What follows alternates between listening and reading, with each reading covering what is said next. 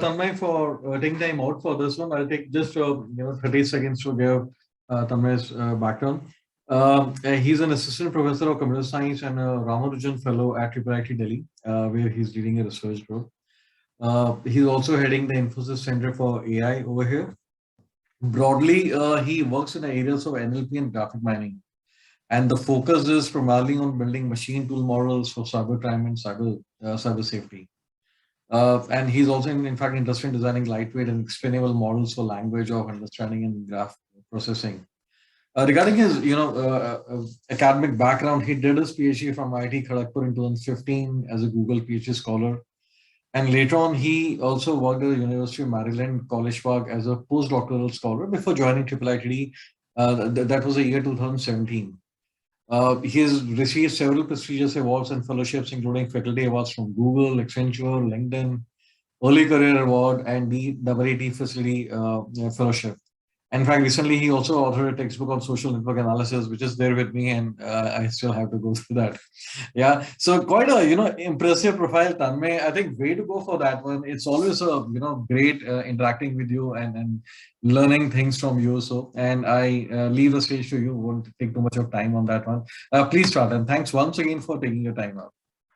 Thanks, Mukesh. Thanks for the generous introduction. I hope you can hear me and you can also yes, we can see my screen.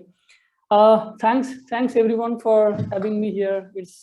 It's a wonderful experience, a different experience altogether, speaking in front of a known audience, I would say. Okay. I see most of the audience are part of IIIT, so it's a separate feeling altogether, different feeling altogether. So today what I'm going to do, I'm going to talk about one of our recent works on designing a lightweight machine learning model, deep learning model for sequence learning.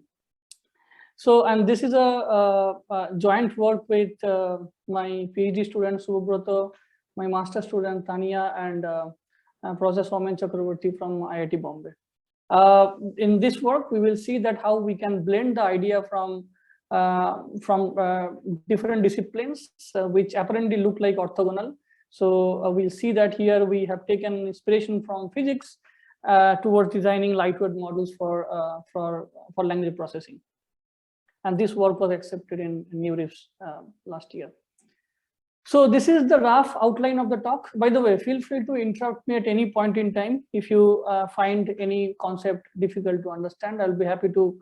So basically the idea is not to cover the entire slide, but to make sure that you guys understand most of the stuff. So this is the outline of the talk. I will first give you a very brief overview of the language representation task in general. Then I will talk about transformer, which has been one of the breakthrough research in the area of natural language processing. Of course, it is also used these days in other disciplines, other domains, like computer vision and image processing and so on. Then I will very briefly talk about multi-particle dynamical systems, which is part of particle physics in general, although I'm not a physicist, but I'll try to give you a brief of what we have basically used in this particular research. And then I will talk about how we can link the concept of transformer and multi-particle dynamical systems to design a even better representation learning model. Okay, so language in general is very complex. If I say that the bark was painful, right? So it can indicate that the tree's bark was rough, or it can indicate that a dog's bark hurt the listeners, right? So the meaning of the understanding the semantics of a sentence has been the crucial problem. Crucial challenges since last 2 decades in NLP domain. Okay, and when you talk about understanding the semantics, the first task is how do you represent a word, right? How do you represent a sentence, for example, so that your classifier or your prediction model can understand it properly. Okay, so if you go back early 1960s, 1970s, we basically used models like bag of words model, right? N-gram model. Then we moved from bag of words to TF-IDF, and then Then this deep learning model came to the picture. We started using word-to-vec glove kind of models, and then the breakthrough happened in 2017 in terms of transformer, and then the rest is history. Okay. So, so ancient days, we used to represent words in terms of TF-IDF, term frequency, inverse document frequency, where we basically looked at the frequency of words in a document and how many documents a particular word appears, and then we basically combine these two quantities, TF and IDF, together to represent a sentence or a word, right? And then in 2012, 2013, when deep learning era actually started, people incorporated neural network to represent word, right, in terms of vector, right? And we have seen models like word-to-vec glove kind of model, where you basically project a word to an embedding space, right? So in the embedding space, you then represent a word in terms of vector. Now this embedding space is mostly Euclidean space, but you can also think of other non-Euclidean spaces, for example, hyperbolic space and other kind of space. So when you represent a word in a space, for example, Euclidean space, so many tasks became so handy. For example, you can now do many kind of analogy tasks, word analogy tasks. For example, if I say that, okay, Delhi, India is to Delhi, dash is to China is to dash, right? So you will be able to answer that that is blank is nothing but Beijing, right? Similarly, you would be able to answer. You would be able to do all sorts of linear arithmetic operation, for example, addition, subtraction, and so on and so forth. And you would be able to get the similar synonyms of a word, antonyms of a word, and so on and so forth. So problem in this kind of unsupervised learning, right, like word-to-vec glove model, is that although they are unsupervised, they can work with less data. But the problem is these models are not sensitive to the positions of tokens in a sentence, right? For example, say, let's think of two sentences. Say, I hate it, I do not love it. This is one sentence. Another sentence, I love it, I do not hate it, right? So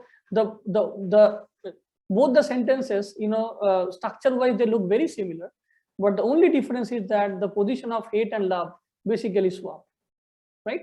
So, and therefore the entire semantics, the entire sentiment, for example, gets changed, right?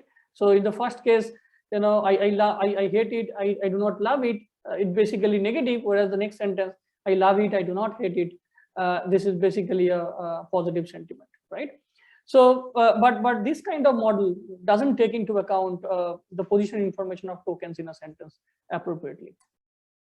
Then we have seen, models which were mostly inspired from computer vision community, like the CNN kind of model, convolutional model, where you basically, run some sort of convolution on your input sentence or input document and try to understand different aspects of the sentence, right? And through basically different types of convolutions, you use different filters and try to understand different aspects of a sentence. For example, one aspect, takes care of the part of speech of different words. One aspect takes care of the dependency relation between words, and so on. The problem in this CNN kind of model is that although these models are very fast, you can leverage modern GPU techniques, right, to compute them fast. But the problem is that CNN doesn't consider the sequential nature of a sentence. For example, a sentence is basically constituted of a sequence of words, right? And when I say that I hate it, it means that the position of I, the position of it, and the position of it in a sentence actually matters a lot, right? Now, if you do not take into account this position information appropriately, the sequential data appropriately, you won't be able to capture the essence of a sentence properly. The other problem was that CNN kind of model won't be able to capture long range dependencies, right? For example, say there's a sentence that the dog that the cat chased, right, on the footpath ran away. It ran away. The word ran away whether the word ran away, the phrase ran away is referring to the subject cat or the subject dog is very difficult, right? Because the position of ran away and the position of dog and cat, they are very far from each other, right? So this kind of long range dependency is not captured appropriately using CNN model.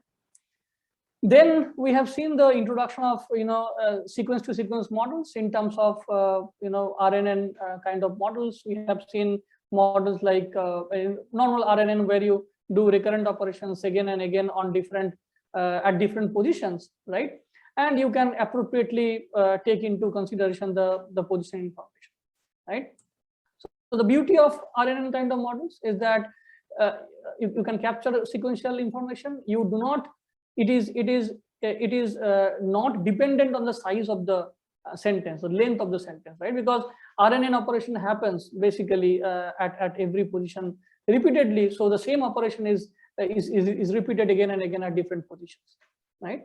But the problem here is that although theoretically it should be able to capture long range dependency, but in practice, due to the typical vanishing gradient problem or vanishing exploding problem, the loss function that gets propagated from in the backward direction, right? It basically vanishes over time. So the information about words which are at the beginning of a sentence get lost at the end, right?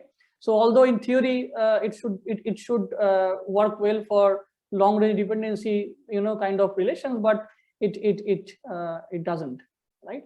The second problem is that the major problem is that due to the sequential nature of this model, it cannot be parallelized, right? You can't run this model in parallel. Let's think of a long sentence, right? So in order to process the long sentence, you basically need to look at every every position one by one. So the ith position of a sentence is dependent on the i-1th position of the sentence, right? So you get the output at i-1th time, you feed it to ith time, the output of ith time, it then feed it to i+1th time, and so on and so forth. You can't run them in parallel. So now let's look at some of the problems that can be solved using sequence to sequence models, right? The problem like vectors to sequence model, it is also called one-to-many mapping. For example, say image captioning problem, where the input is a single image and the output is a sentence, right? A set of words. It's a one-to-many mapping because you have one image and you have multiple words, right? Similarly, you have many-to-one mapping where your input is a sentence, for example, and your output is a sentiment, for example, right? Good or bad, right? Or many-to-many mapping where your input is a sentence and output can also be a sentence. For example, text summarization, where your input is a paragraph and your output can be a sentence or a couple of sentences, for example, right? So all these problems, one-to-one, one-to-many, many-to-many, all these mappings can be addressed using RNN. But again, the bottleneck is that you can't process sequential data in parallel. Okay, that's the major problem in RNN kind of models. Although, as I mentioned about long range dependency, you can use different versions of RNN like LSTM and GRU, where you have gated mechanisms. So you can basically, you have control, you have complete access to to basically, how much information you want to pass from one layer to another layer. But and the long range dependency still can be handled using RNN, the different variations of RNN, but the sequential data processing in parallel, that's the problem. Then the breakthrough happened in 2017 in terms of transformer by Google Brain. Vaswani et al., they proposed this model called transformer, in their paper called Attention is All You Need. And this dramatically changed the entire spectrum of research in NLP. Okay. So most of us know what is transformer, but I'll try to give a very brief overview of what is transformer. So basically here the idea is that, in RNN, you feed each word in basically sequentially, therefore you have a dependency, right? Whereas in transformer, you feed all the words in a sentence in parallel and you get the representation of words, in parallel, right? So it is so you know, the representation at ith index is not dependent on the representation of I minus 1th index, right? So it is fast to train. It is easy to parallelize.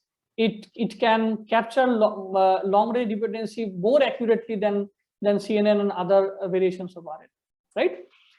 So now let's look at the architecture of transformer, right? I am pretty sure you have seen this picture many times on internet. I think it has already got millions of hits so far.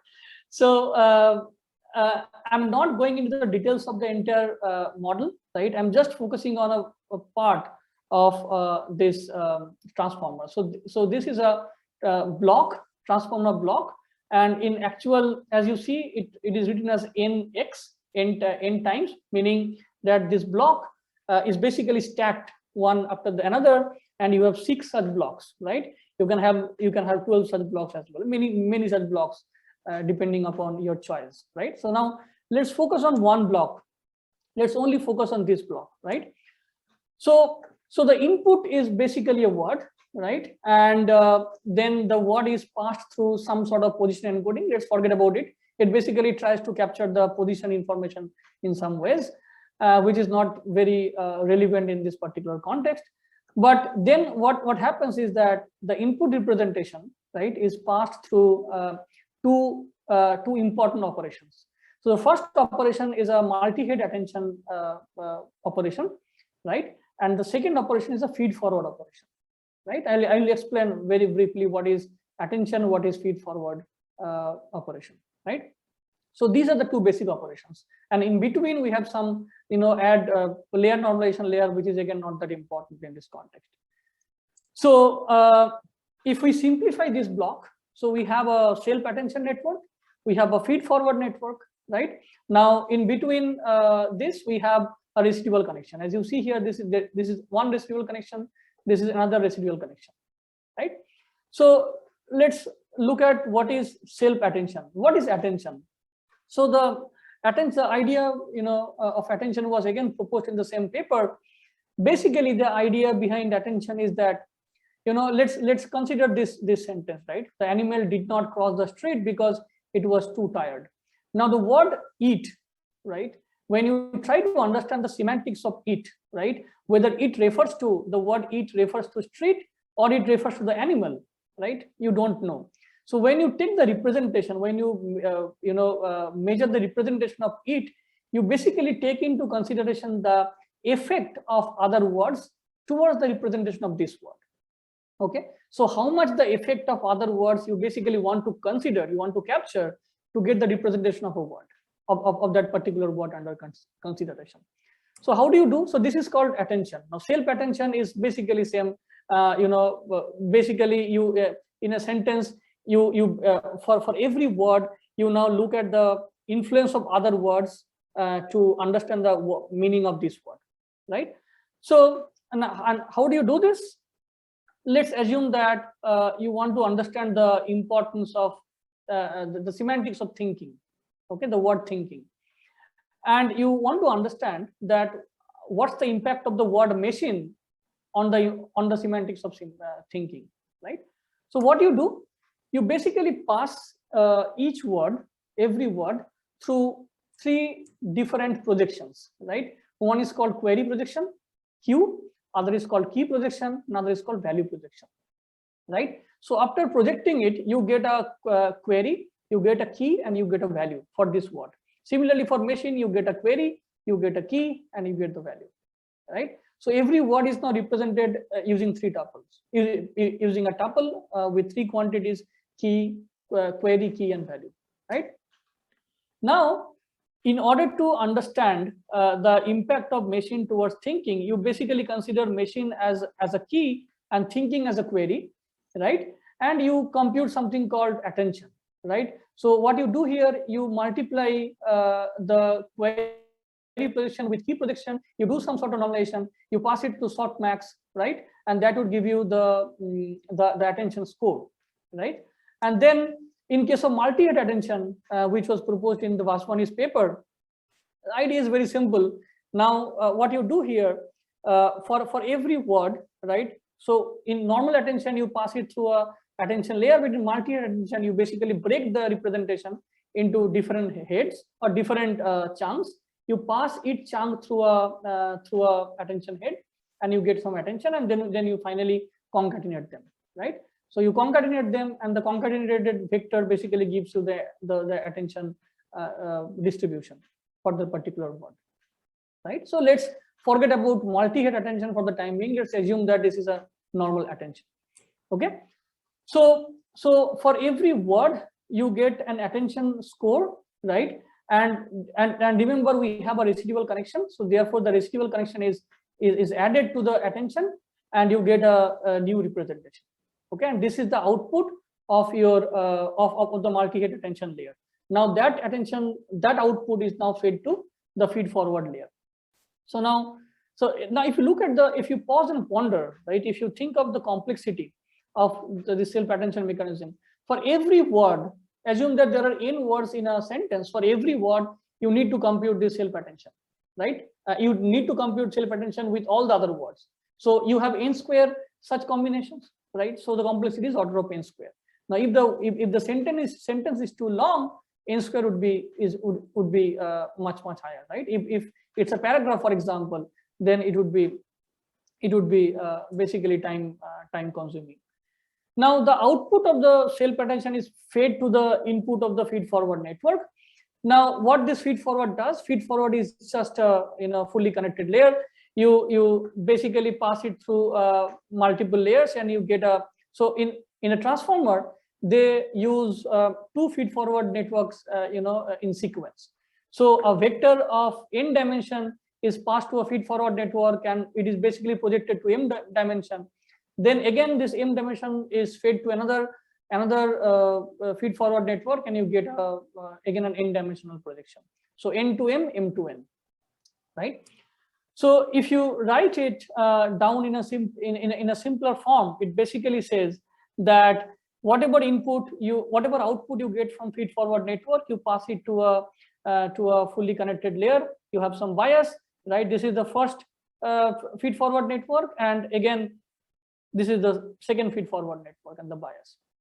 Okay, so in short, you can write it in this way, that the output of your self-attention is basically fed to feed forward network, and since we have another residual connection, you basically concatenate them and you get the output, final output. Now let's try to understand the index properly, right? So I indicates a word, ith word, and what is L plus 1? L plus 1 is L plus 1th layer. Okay, remember here each layer indicates each block in a transformer. There are 6 blocks, as I mentioned. So L ranges from 1 to 6, right? If there are 6 blocks. Okay, so here if you look at the complexity is order of d square, because for every word you need to pass it through a feed forward network where each dimension we have a neuron. So and since this is a fully connected kind of network, so you have d square complexity. This is also significant when you consider a large dimensional vector space. So now let's look at the transformer like architecture, right? Those architecture those models which use transformer as the underlying model. So we all have heard about BOT, right? The BOT base and BOT large, right? And if you look at the number of parameters, so BOT base uses 110 million parameters, right? BOT large 345 million parameters, GPT-2, GPT-3, and all the models that are preliminary based on the transformer model.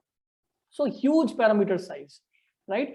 Now, for a normal GPU computer like us, the kind of computer that we have access to, right? You can't use this kind of model to train your for training from the scratch, right? So that's why what we do, we generally take a pre-trained model, we fine tune it and use it in our application. So that's the problem, right? And the second problem is that, which is little inherent, is that if you think of the transformer block, right? So the output of one block, output of ith block is passed, is basically fed to the I plus 1th block, right? So at I plus 1th block, right, you do not know what functional form has been learned at ith block, right? What you know, you only know that, okay, something has come from the ith layer and you use it as an input. So you do not have any idea about what's the functional form that you have learned at every layer. So therefore, what we said is that the numerical function at every layer, right, has zero knowledge about the about the function that you learned in the layer beneath the current layer, right? And that's a problem. So what are the key takeaways? The key takeaways are, you use in transformer, we have two major operations. One is self-attention plus residual, which looks like this. This is self-attention plus residual. You have feed-forward network plus residual, right? So this is about transformer. The problem is that why, this feed-forward network, self-attention network, what was the design principle behind transformer? That is absolutely not clear if you read the paper. Okay, so the design principle of transformer is not at all very clear, if it's not at all very well explored, right? What people have used, people have basically taken transformer and used it in different applications, right? So now what I'll do, I'll try to give you a perspective of the design principle of transformer, right? And this perspective is taken from physics, right? So I'll tell you why feed-forward network, self-attention layer actually makes sense.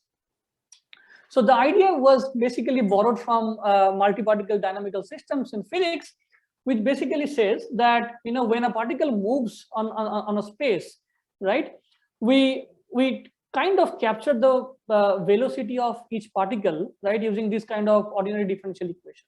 This is a simple ODE, where you see xt is the current location of a particle at th time, and dx dt indicates the velocity, right?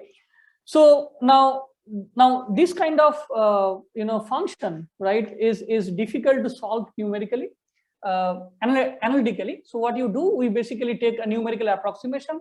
We take Euler's method, for example, and we try to approximate it, right? Now, if you use Euler's method and a kind of faster approximation, so you can approximate this velocity as basically the position of the particle at t2 minus position at t1 by t2 minus t1. So this is an approximation of this velocity function, right, where you assume that, okay, time is a discrete function. You basically discretize it using some sort of gamma discretization, and you use this kind of first order approximation to approximate the velocity. And this is very normal. So if you think of it, right, so what it basically says, that the position of a particular particle at L plus 1th time is basically position at Lth time and this function. Okay, now this resembles with the normal ResNet kind of architecture that we use in our deep learning model. So in ResNet, what basically happens, so this is your input, this is some neural block, right? Now this neural block is same as this. If you think of this as a neural block, so this is basically a neural block, and then you get the output, you basically add the input, and you again you get the output here, right? So you see that a normal ordinary differential equation has a high similarity with the kind of ResNet kind of model that we use, right? So this was the first finding. Now, if you look at the particle movement, so in particle physics, it basically says that when a particle moves, there are two ways you can model this movement. One is called convection operation, other is called diffusion operation. In convection, a movement of a particle is independent of the movement of other particles, right? Whereas in case of diffusion, you basically model the movement of a particle with respect to the movement of other particles. So convection operation says that particles move independently. Diffusion operation says that particles move, the movement of a particle is dependent on the other particles. Okay, so and in particle physics, it basically says that when you capture the velocity, when you capture the movement of a particle, it should be a function of both diffusion and convection. Okay, So convection, as I mentioned, it is independent of other particles. So if you think of xi as ith particle at time t, so convection basically says that it is only dependent on t and the current location of the particle, whereas diffusion says that it is dependent on the current location as well as the other particles xt. Xt is basically a vector indicating the other particles present in the system and the t itself. Okay, so if you think of it very carefully, right? Now, before that, let's try to understand how you solve this problem. Now, this is a coupled function, right? You see that there are two functions coupled together, right? So, and this is difficult to solve. So what you do in general, we basically use some sort of splitting function. So we here for example, we use something called Light-Water splitting, where we try to decouple this function, okay, by using some intermediate functional form. We're basically saying that, okay, so we basically have an approximation of diffusion function, which is f, right? And we get an intermediate representation. Then you pass it to the next approximated convection function, and you get the final position of the particle, right? You can use other splitting function, but Light-Water is something which is the simplest one, and then you can take Euler's first order approximation to approximate it. Now, if you look at it very carefully, right, this part has a high resemblance with the feed-forward network.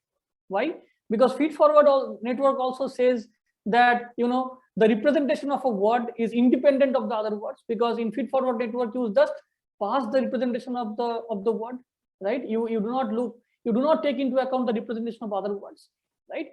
Whereas in this equation has high similarity with the self-attention mechanism, because the diffusion mechanism says that the particle movement should be dependent on other particles, and in self-attention layer it also says that the representation of one word is dependent on the representation of other words, right? So this was the one of the important findings in our model, right? So self-attention is high resemblance with diffusion, and feed-forward network has resemblance with the convection function, convection operation in particle dynamics, right? So now this was the base. I don't know whether I have time. Okay, I have 20 minutes left, so I'll try to wrap up. So now we basically split it, right? This coupled function, we split it using Light-Water, and we get two equations now, right? So what we have understood, we understood that a transformer can be realized as basically an ODE kind of approximation using a normal kind of multi-particle dynamical systems, right? Now, if you look at this operation, right, what it says? It says that a representation is dependent on the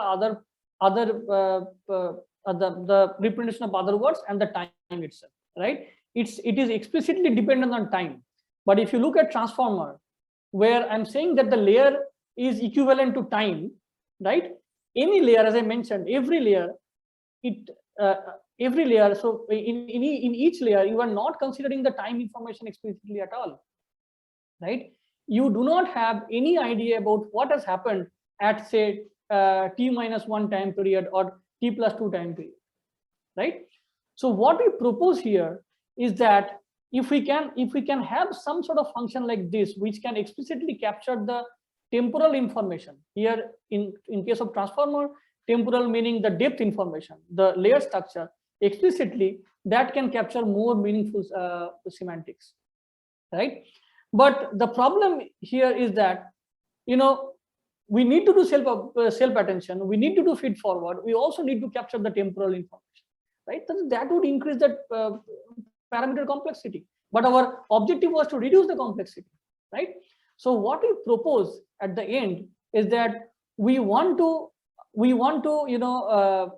come up with a functional map that only takes into account the initial representation of words in the sentence, right? And this functional map is now operated at every timestamp.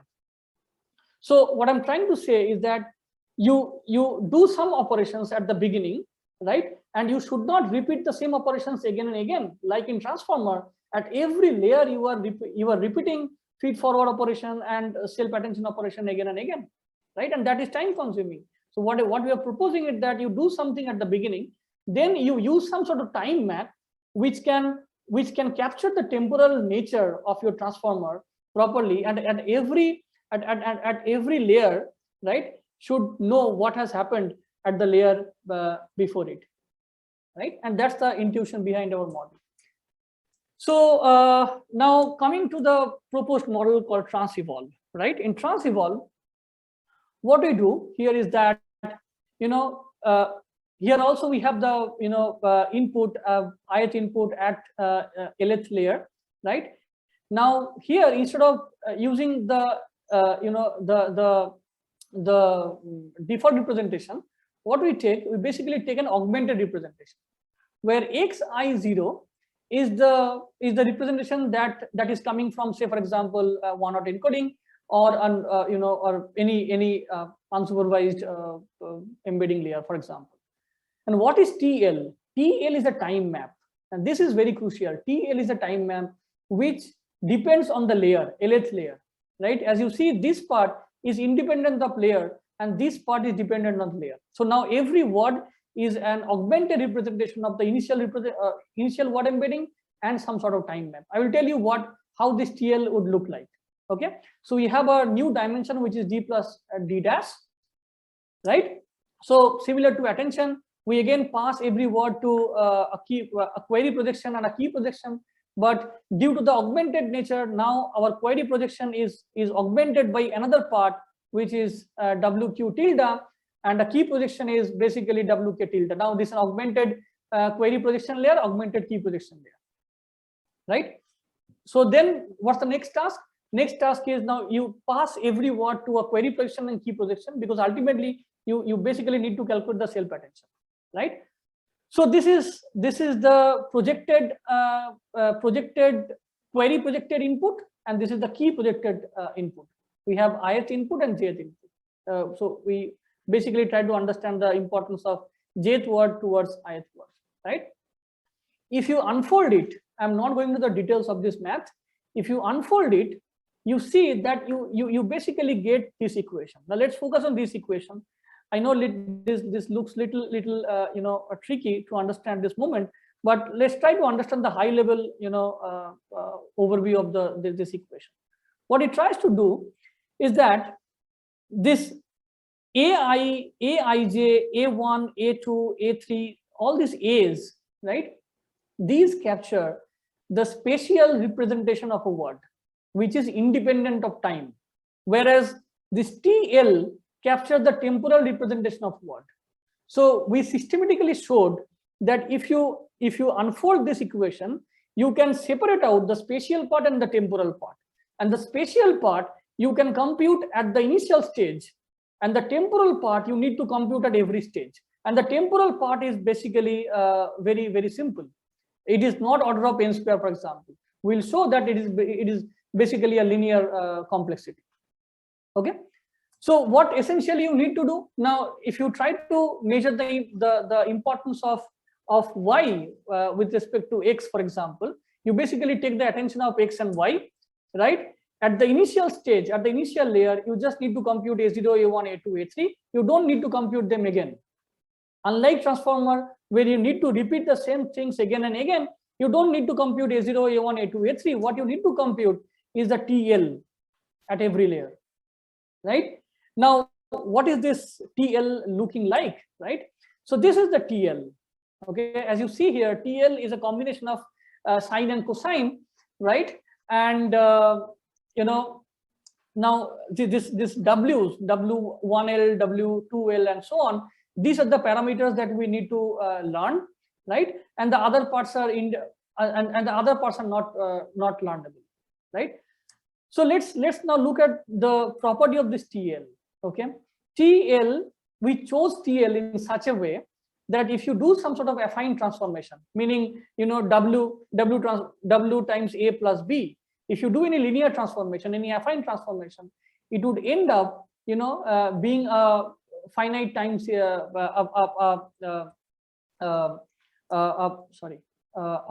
basically a finite Fourier series. Every element you see as is basically a Fourier series. So it means that you can capture any periodic function, right? So we assume that the underlying time evolution is a periodic function. Now, if it is a periodic function, then only you can capture it using this, but with certain error, right? But you can capture any arbitrary periodic function if you have this kind of choice of TL, right? Now, what's the beauty here? Beauty is that you have less number of parameters that you want to compute. Okay. So now that was about time evolving attention. Now let's look at the time evolving feed forward network. We have two operations, attention and feed forward. We have seen the time evolving function of time evolving attention, and now let's look at time evolving feed forward network. So what feed forward network does, I already mentioned, you basically take an input X, pass it to a layer, and you have some bias, right? So W, if X is huge, then W is also bulky, right? The W matrix is something that you want to learn. Okay. So what you do, if you do not want to learn such a huge bulky matrix, what you do, you try to get a low rank approximation of W. And how do you do that? You use a simple SVD kind of approach, right? If you decompose W into U sigma V transpose, where U and V are both orthogonal, and your sigma is a diagonal matrix, right? But SVD is a beast. You basically have to give a lot of time to compute a singular value decomposition of a particular matrix, right? So what we propose is that we propose an approximation of U and V. We will not do any SVD. What we do is that we basically our choice of U looks like this, right? You see that this is very similar to the choice of TL, right? This is again a combination of sine and cosine, right? And we also made sure that, and now let's look at this matrix properly, right? Now this matrix is a random variable function, right? Because you see that it is dependent on the layer, right? Every element is dependent on the layer, right?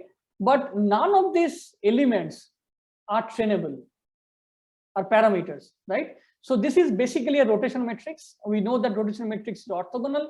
We have shown in the paper that U has multiple properties. For example, if you take the expectation of the diagonal elements, expectation of every diagonal element, you basically see the expectation of the diagonal element is 1, expectation of the off diagonal elements are 0, and if you take the standard deviation of the diagonal element, it is very, very small. So it basically captures it is basically an orthogonal matrix, right? And you don't have any parameter at all in this particular matrix. You see these W's are not parameters, by the way. Unlike TL where W's are parameters, here W's are basically sampled from a normal distribution. Okay, so this is the choice of U. You can have your own choice, but we choose this because we also showed empirically that this kind of choice makes sense in the final computation. So what are the parameters here? Our parameter is this sigma. Okay, the diagonal elements, this is a diagonal matrix, and all the diagonal elements are basically your parameters that you need to compute.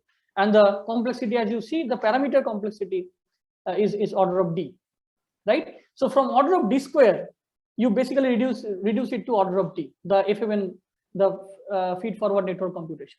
Okay. Okay, so I think I have been able to cover the major part of the model. Now we showed that this transformer model was performing great in 3 different tasks.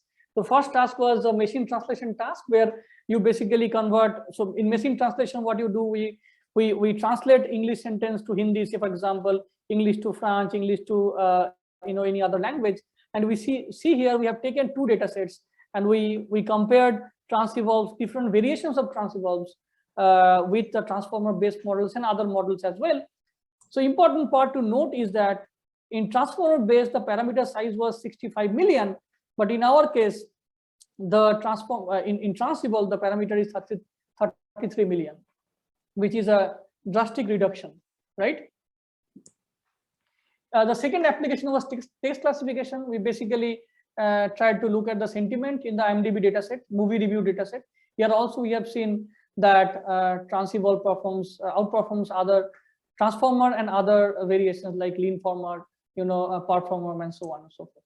The third application was long-range sequence classification. As I repeatedly mentioned, that one of the major problems is the long-range dependency, right, in a sentence, and we showed that with TransEvolve, right, you can get better accuracy compared to other whole bunch of transformer and its variants, and the speed up is also significantly higher compared to the transformer version. Okay, so the takeaway is that in transformer you do not take the depth information explicitly. In TransEvolve you take depth information explicitly using the temporal map. In transformer, the self-attention computation is order of ln square, where L is the number of layers and n is the number of words. In our case, this is n square times n square plus ln. This is still quadratic, but I would say this is pseudo quadratic because you don't need to compute n square at every layer. You just need to compute n square at the beginning, and then the remaining part is linear, right? In feed-forward case, in transformer you have order of d square. In TransEvolve it is order of d. Okay, so in conclusion, so what we showed is that the transformer layers can be naturally interpreted as a numerical ordinary differential equation, right, for a convection diffusion kind of equation setting. We have shown a new concept of time evolve attention and time evolving feed-forward network. We showed that TransEvolve is much faster than transformer, and it is on par. It is at par with the transformer, and sometimes even better than transformer in certain cases. So I know I'm almost there, so I'll take 2 minutes to introduce my lab. So I'm a part of this lab called LCS2 here. There are PhDs, RAs, masters working broadly in 5 broad areas, and 2 broad areas which I am interested in include cyber informatics, where we look at the spread of misinformation, fake news, other types of offensive content online, and we design models to stop the spread of such offensive content. We design lightweight models, expandable models to combat online harmful content, right? Trust to we work a lot on graph in general. So graph representation learning, temporal graph learning, how different dynamics happens in graphs. For example, information diffusion, cascade, how different types of attacks happens in graphs, right? We try to model it using deep learning. Okay, that's pretty much about it. I'd like to thank my sponsors for their generous support to to support this particular project. Thanks.